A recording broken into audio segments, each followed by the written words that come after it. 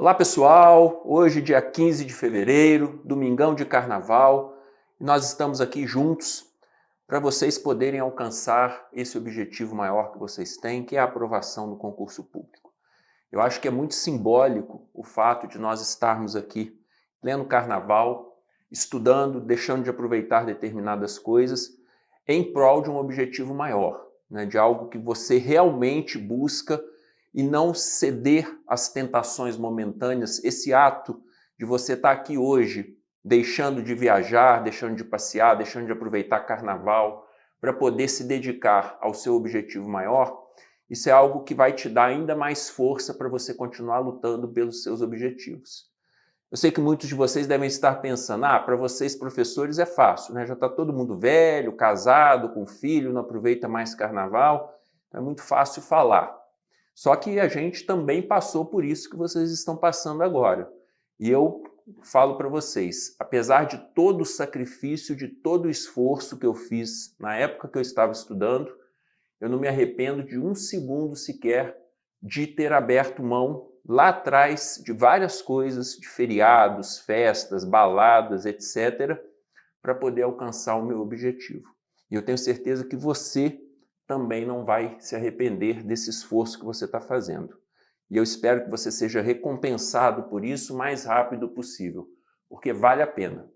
Eu me lembro quando eu estava estudando, como vocês, eu estava morando com a minha avó na época, minha mãe foi para Brasília para poder dar aula na UNB como professora convidada, e eu estava terminando a faculdade, fiquei em Juiz de Fora com a minha avó para poder estudar. E ela entrava no quarto e falava, meu neto, vai passear, vai tomar um sol, você está branco, você não sai desse quarto, fica só estudando. Eu falava, não, vó, eu quero primeiro alcançar o meu objetivo, depois eu vou me divertir à vontade. E realmente eu fiquei lá durante aquele período de estudo. Foi muito sacrificante, foi muito desgastante. Eu sei que não é fácil, mas todo aquele esforço valeu a pena para eu alcançar tudo que eu consegui alcançar depois. E eu tenho certeza que no caso de vocês, se vocês persistirem com essa gana, com essa vontade, vocês também vão conseguir alcançar. Então, beleza, vamos bola para frente, vamos juntos para alcançar esse objetivo maior, que é a aprovação. Na aula passada, nós estávamos falando sobre o histórico das constituições brasileiras. Então, nós vimos a Constituição Imperial de 1824, Constituição Republicana de 1891, a de 34, a de 37. Ficou faltando nós falarmos da Constituição de 46, da Constituição de 67, com a emenda 1 de 69. A de 88 a gente não vai fazer esse estudo pontual, porque a gente já vai estudar esta Constituição durante todo o nosso curso. Então a gente não vai fazer essa análise como eu fiz das demais, mas nós vamos falar até a Constituição anterior de 69, que para alguns era uma Constituição, embora formalmente fosse uma emenda. Então, vamos tratar da Constituição dos Estados Unidos do Brasil de 1946, que foi a Constituição seguinte à Constituição Polaca de 37. Essa Constituição, feita lá no fim da Segunda Guerra Mundial, ela seguiu uma tendência contemporânea na época do constitucionalismo global, pós-Segunda Guerra, de constituições que retomaram a ideia de democracia e de respeito aos direitos humanos. Lembrando que houve a derrota do nazismo e do fascismo, o que fez com que novas constituições surgissem naquela época, e nessa onda de novas constituições que valoravam a democracia e os direitos fundamentais, surge a Constituição Brasileira de 1946, uma Constituição democrática extremamente importante. No tocante à sua ideologia, a Constituição de 46 buscou conciliar o liberalismo político e a democracia com o Estado social, ou seja, um Estado intervencionista que assegurava diversos direitos sociais, econômicos e culturais. Então foi uma Constituição social que se afastou do autoritarismo da Carta de 37. Em relação ao modelo de Estado, ela manteve a federação, já que é a nossa única Constituição que consagrou um Estado unitário foi a primeira Constituição, a Constituição Imperial. Todas as constituições republicanas adotaram a forma federativa de Estado. E, como era uma Constituição que criava um Estado social, ela tinha um caráter intervencionista, como eu disse, em relação, sobretudo, a direitos sociais, econômicos e culturais. Ela conferiu, esta Constituição, uma ampla autonomia aos municípios, embora os municípios não fossem considerados entes federativos na época, e restabeleceu o equilíbrio entre a União e os Estados-membros. Com relação ao poder, ela rompeu com aquela centralização anterior do Poder Executivo, que era considerada a autoridade suprema, e adotou uma rígida separação de poderes, que inclusive foi o que acabou criando vários problemas para esta Constituição, diante da impossibilidade de produção de normas numa velocidade mais rápida, como era exigido. Por exemplo, através, nós temos hoje de medida provisória ou de decreto-lei, como nós tivemos na Constituição de 67 e 69. Então, essa separação rígida, como uma forma de reação à experiência anterior, acabou, de certa forma, criando problemas para esse período constitucional. Nesse sistema rígido de separação, foi vedado o exercício cumulativo de funções e as delegações, que eram muito comuns na Constituição anterior. Então, o Poder Executivo, que era a autoridade suprema na Constituição de 37, ele acabou enfraquecido e ela retomou o bicameralismo. O Senado, ele deixou de ser mero auxiliar da Câmara dos Deputados, como na Constituição anterior, e passou a compor o Poder Legislativo, como nós temos hoje no Brasil, Câmara e Senado. Então, o bicameralismo foi retomado pela Constituição de 46. No que se refere ao sistema de governo, essa Constituição tem um aspecto extremamente interessante, que muita gente não sabe. Ela foi a única Constituição brasileira, após a proclamação da República, que adotou o sistema parlamentarista, ainda que por um curto período de 14 meses. Mas teve uma emenda, a emenda número 4 de 61, que adotou esse sistema de governo, só que logo em seguida a emenda 6 de 63, após um plebiscito, retomou o sistema presidencialista. Então, em relação ao sistema de governo, nós tivemos o sistema presidencialista de 46 até o advento da emenda 4 de 61, que foi promulgada em setembro desse ano, de 61, e até 1 de 63, até janeiro de 63, foi adotado esse sistema parlamentarista. Com a emenda 6 de 63, o sistema presidencialista foi retomado após uma consulta popular.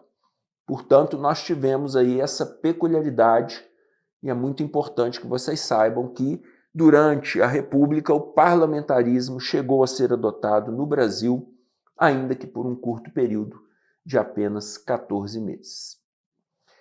Em relação ao Poder Judiciário, nós tivemos na Constituição de 46 um aspecto importante no que se refere ao controle de constitucionalidade.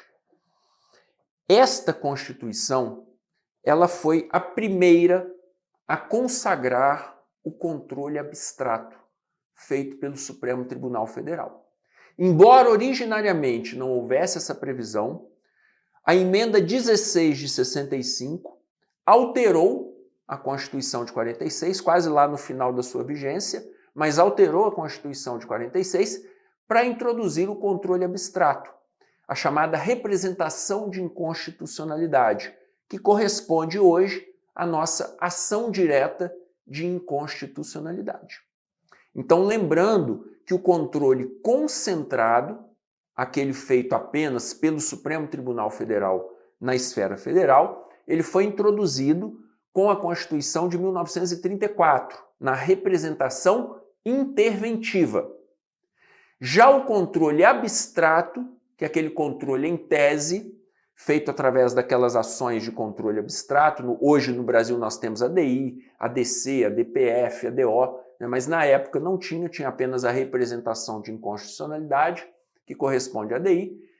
Este tipo de controle abstrato, controle em tese, foi introduzido pela emenda 16 de 65.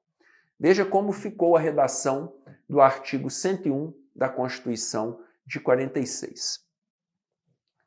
Ao Supremo Tribunal Federal compete processar e julgar originariamente a representação contra inconstitucionalidade de lei ou ato de natureza normativa, federal ou estadual, encaminhada pelo Procurador-Geral da República.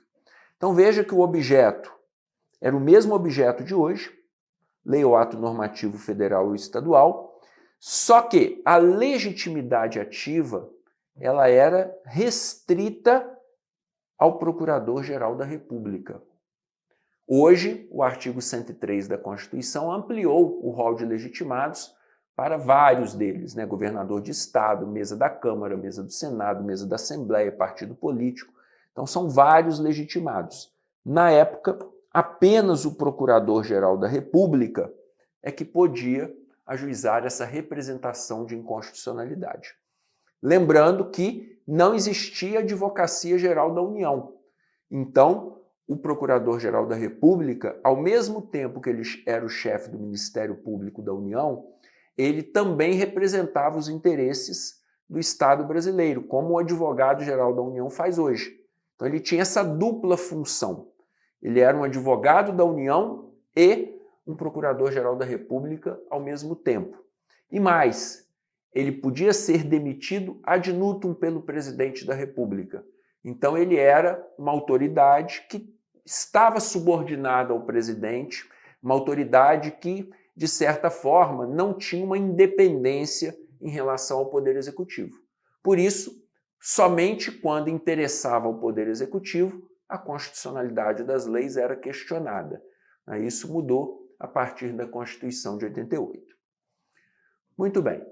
Em relação aos direitos fundamentais, a Constituição de 46, ela ampliou esses direitos, né? Ela teve algumas poucas mudanças em relação à Constituição de 34 no rol de direitos, mas ela teve grandes alterações em relação à Constituição de 37, que foi uma Constituição autoritária. Então é como se essa Constituição de 46 meio que retomasse aquilo que já estava consagrado na Constituição de 34. Em matéria de direitos fundamentais, ela consagrou liberdades públicas tradicionais, como liberdade de expressão, liberdade religiosa, liberdade profissional, liberdade de associação, liberdade de reunião, entre várias outras. Consagrou ações constitucionais como habeas corpus, mandado de segurança e ação popular. Consagrou novamente, né, que havia sido retirado da Constituição de 37, direito adquirido, ato jurídico perfeito e coisa julgada, que a Constituição de 37 não havia consagrado, e inovou em algumas matérias, como, por exemplo, consagrando a inafastabilidade da prestação jurisdicional, o princípio da inafastabilidade, vedando determinados tipos de pena, como a pena de morte, salvo no caso de guerra externa, vedou a pena de banimento, pena de confisco, pena de caráter perpétuo e introduziu, ao lado do sufrágio universal direto e secreto, o voto obrigatório para todos os alfabetizados. Então, pela primeira vez na Constituição de 46, os partidos políticos foram mencionados no texto constitucional. Além da obrigatoriedade do voto, ela também mencionou os partidos políticos, coisa que nenhuma Constituição brasileira anterior havia feito. Portanto, foi uma Constituição democrática, uma Constituição importante, que, de certa forma, restabeleceu aqueles direitos fundamentais da Constituição de 34 que haviam sido suprimidos na Constituição Polaca de 37. Em março de 64, houve o golpe militar e, logo em seguida, foi outorgada uma Constituição nova, a Constituição de 1967. Esta Constituição de 1967, embora formalmente ela tenha passado pelo Congresso Nacional, que discutiu, votou e promulgou, na verdade, ela é considerada uma Constituição outorgada, porque o Congresso Nacional ele não tinha poderes para modificar esta Constituição. Essa passagem pelo Congresso do texto constitucional foi apenas para dar ou para tentar dar um ar de legitimidade àquele texto constitucional, já que nenhum detentor do poder gosta de se auto-intitular um autoritarista, né? Eles sempre tentam dar aparência de legitimidade ao seu governo. E nesse caso, a Constituição foi promulgada pelo Congresso, mas o Congresso simplesmente chancelou aquilo que a junta militar havia feito. Então, quanto à sua origem, sem dúvida nenhuma, essa é uma Constituição outorgada. Ela não é uma Constituição democrática. No tocante à ideologia, o texto da Constituição de 67, ele refletiu os valores de um grupo militar que era ideologicamente moderado e que buscou a reconstitucionalização do país, embora ela fosse uma Constituição limitada por algumas características autoritárias. Todavia, o objetivo de institucionalizar determinados limites ao exercício do poder pela Constituição de 67, ele acabou sendo abandonado com a edição do AI-5 de 68. Então, durante pouquíssimo tempo, aquela Constituição ela teve esse objetivo de impor limites ao poder, mas com o ato institucional número 5, que foi o ato mais forte, o golpe mais duro de toda a ditadura militar, tudo isso foi por água abaixo. No tocante à ideologia, era uma Constituição que conjugava valores do Estado social com o Estado liberal, ou seja, uma Constituição eclética e que tinha um forte viés ditatorial. Essa Constituição ela concentrou os poderes, né, de uma forma tanto vertical, no caso da organização do Estado, onde a União foi fortalecida em detrimento dos estados, quanto horizontal, aonde o poder executivo foi fortalecido em relação aos demais poderes. Houve uma hipertrofia do poder executivo. Então, a concentração do poder foi tanto na esfera federativa, no âmbito da União, quanto no âmbito da separação de poderes, com este fortalecimento, com esta hipertrofia do poder executivo. Mas sempre com aquela preocupação de tentar preservar uma fachada liberal. No tocante ao modelo de Estado, foi mantido o federalismo, só que adotou-se um federalismo de integração. O que é o federalismo de integração? A gente vai estudar isso lá no Intensivo 2, quando formos abordar o Estado federativo. O federalismo ele pode ser classificado como federalismo dualista, cooperativo ou de integração. A Constituição de 88 adota um federalismo cooperativo, que é um federalismo onde há uma cooperação entre os entes federativos. Então, além das competências privativas da União, dos Estados, Distrito Federal e municípios, na Constituição de 88, na atual Constituição, a gente tem também uma repartição vertical de competências, que são tuteladas pela União, que são aquelas competências comuns ou concorrentes, as quais cabe à União estabelecer as normas gerais. Então, esse é um federalismo cooperativo. Você tem competências privativas dos entes federativos e algumas competências que são comuns ou concorrentes. No federalismo de integração, a União ela centraliza a maioria das competências relevantes. É diferente do federalismo dualista, em que há um equilíbrio na repartição de competências entre União e Estados-membros. No federalismo de integração, não. A União titulariza as principais competências. Há um fortalecimento do poder central, né? Há um federalismo centrípeto, perto do centro. O poder se concentra perto do centro. Então, esse foi o modelo de federação adotado no Brasil. A gente vai falar mais para frente desses tipos de Estado federalista. No tocante ao poder, a gente pode destacar aqui o fortalecimento do poder executivo. Toda Constituição autoritária, ela atribui maiores poderes ao executivo, que é quem está ali no comando, e ela acabou com as eleições diretas. Ela estabeleceu eleições indiretas para presidente da República. Então, o presidente da República deixou de ser eleito diretamente. E o Poder Executivo ele foi fortalecido com a atribuição de competências para a edição de decretos com força de lei, o famoso decreto-lei, que depois foi substituído pela medida provisória. Então, o presidente ele podia editar decreto-lei em matéria de segurança nacional e finanças públicas inicialmente. Veja o que dizia o artigo 58. O presidente da República, em casos de urgência ou de interesse público relevante, bem parecido com a nossa medida provisória atual, e desde que não resulte aumento de despesa, poderá expedir decretos com força de lei sobre as seguintes matérias: segurança nacional e finanças públicas. Então, inicialmente, somente nessas duas temáticas, o presidente podia expedir decretos com força de lei.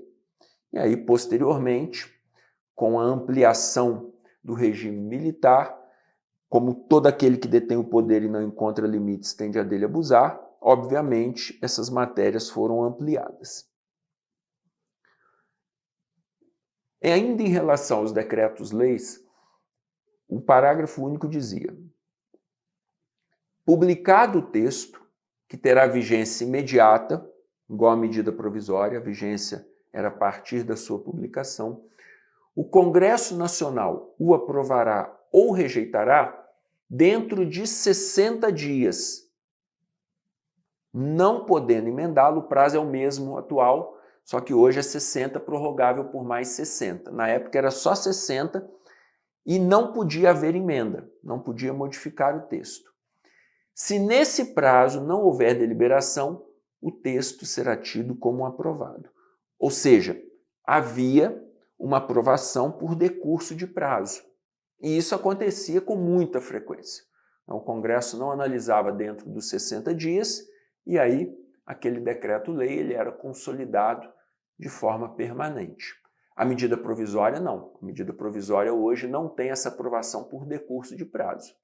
Se ela não for aprovada em 60 dias, prorrogável automaticamente por mais 60, e se nesses outros 60 não houver a aprovação do Congresso Nacional, ela é rejeitada. E aí poderá deixar de produzir efeitos desde a sua edição ou a partir do seu final. Aí o Congresso Nacional é que vai decidir a respeito disso. Muito bem. Uma outra questão importante na Constituição de 67 foi a exclusão da apreciação pelo Poder Judiciário dos atos praticados durante aquele período. Então, em relação ao Poder Judiciário, não houve mudanças significativas, mas houve essa exclusão feita pelo artigo 173 que dizia: ficam aprovados e excluídos de apreciação judicial os atos praticados pelo Comando Supremo da Revolução de 31 de março de 64, que é quando foi dado o golpe militar, assim como, e aí ela elencava lá outros atos que ficavam excluídos dessa apreciação jurisdicional. Embora, em relação ao judiciário, não tivesse ocorrido grandes mudanças. Além disso, o ato institucional número 7, de 69, ele suspendeu as eleições. Ficam suspensas quaisquer eleições parciais, não só para cargos do Executivo, mas também legislativos da União, dos estados, dos territórios e dos municípios. No tocante aos direitos fundamentais, esta Constituição, ela trouxe um capítulo generoso de direitos fundamentais. Só que era um capítulo totalmente insincero. Ou seja, os direitos ali consagrados, eles não tinham nenhuma efetividade. Eles só estavam no papel. Tanto que a Constituição, ela previa, por exemplo, colônia de férias para os trabalhadores, coisa que nunca ocorreu. Então, era um capítulo generoso de direitos fundamentais, mas sem efetividade. Houve o acréscimo de novos direitos, portanto, sem qualquer efetividade, sem que eles cumprissem a sua função social. Próximo bloco, nós vamos falar sobre a emenda número 1 de 69, que formalmente foi uma emenda, mas que para a maioria da doutrina brasileira, em razão do seu fundamento e em razão das mudanças profundas que ela promoveu, foi, na verdade, uma nova Constituição. Por isso que a gente costuma dizer Constituição de 67, 69. No próximo bloco a gente vai falar sobre ela. Até lá.